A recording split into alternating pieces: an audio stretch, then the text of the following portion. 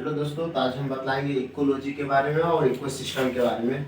Ecology बोले तो पारिस्थितिकी किसे कहते हैं, तो यहाँ पे याद रखना है।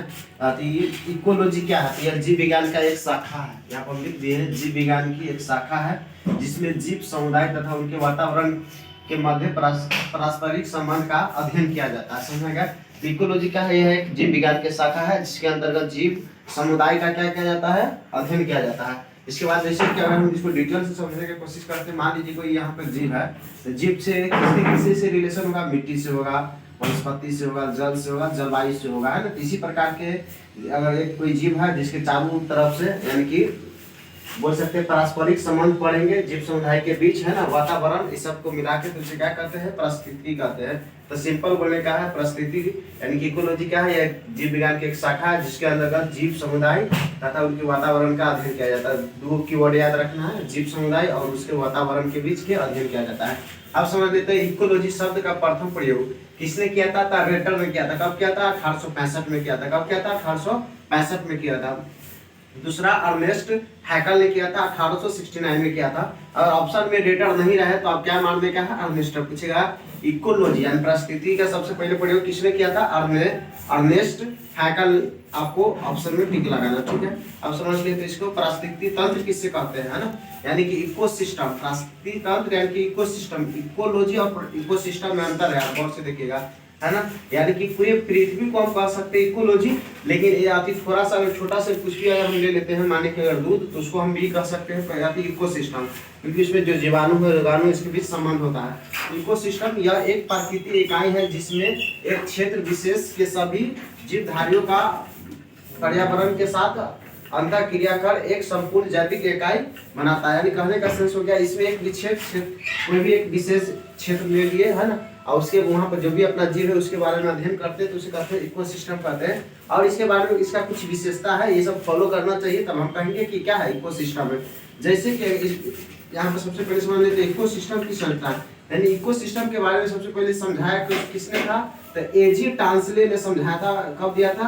1935 में। 1935 में। तो एजी टांसले, इकोसिस्टम एजी टांसले, इकोलॉजी अर्नेस्ट हैकल, ठीक है। यहाँ पर हम समझ लेते हैं इकोसिस्टम की विशेषता क्या है। इधर फोकस करने का, इकोसिस्टम की विशेषता तो सुनिश्चित क्षेत्र होना चाहिए, मतलब अपना इसको क्षेत्र होना चाहिए, और कार्यशील इकाई होना चाहिए, मतलब वो स्वतंत्र, मतलब कार्यशील, इसको खाएगा, इसको खाएगा, इस प्रकार से, है ना। जैसे कि अगर कोई चिड़ियाघर में कोई भी चीज है तो उसको हम अलग से खाना देते हैं, जैसे शेर हो गया तो। लेकिन कार्यशील इकाई में क्या होता है? वो अपने आप से खुद से खाना खाता है, मतलब मारको जीवों को, इस प्रकार से। और खुला तंत्र होना चाहिए, इसकी अपनी उत्पादकता होना चाहिए, इसमें ऊर्जा होना चाहिए, मतलब ऊर्जा का प्रभाव जैसे सूर्य से मिलता है ना, सूर्य से मिलता है, पेड़ पौधा से हम सब खाते, इस प्रकार से।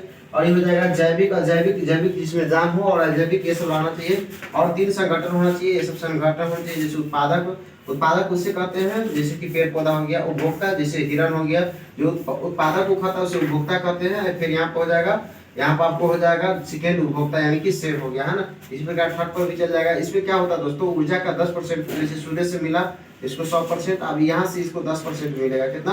यानी 10% ट्रांसफर होता है। फिर इसको कितना मिलेगा? 10%, यानी ऊर्जा का, जैसे अब हम खा लिया, हमसे किसी जीव को मिलेगा तो उसको कितना मिलेगा? 10% मिलेगा। कितना?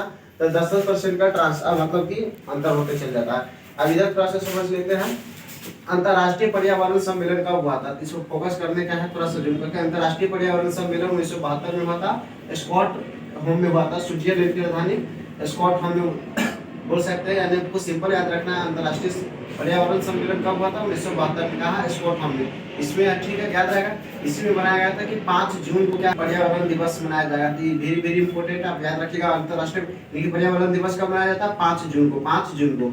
आदि मोन्ट्रियल सम्मेलन, ये कनाडा में है। मोन्ट्रियल, तो मोन्ट्रियल सम्मेलन कब हुआ था? 1987 में। 1900 इस पर ओजोन पर तो फोकस मारा गया था, यानी किसी का ओजोन पर दिवस कब मनाया था? तो 16 सितंबर, क्या बोलने का है? सितंबर बोलने का है। पृथ्वी सम्मेलन, या इसको हम रियो सम्मेलन कहते हैं, ये ब्राजील में है रियो। तो ये कब हुआ था? 1982 में हुआ था। क्योटो सम्मेलन जापान में है, क्योटो, या इसी को द्वितीय पृथ्वी सम्मेलन कहते हैं, ये 1987 में हुआ था। इस पर CO2 यानी कि कार्बन डाइऑक्साइड पर ज्यादा फोकस किया गया था। इस प्रकार हम इसके बारे में समझे थोड़ा सा, और इसको बनाना है, आप इसको शॉर्ट स्क्रीन लीजिए, इसके बाद हम इस ब्रेक में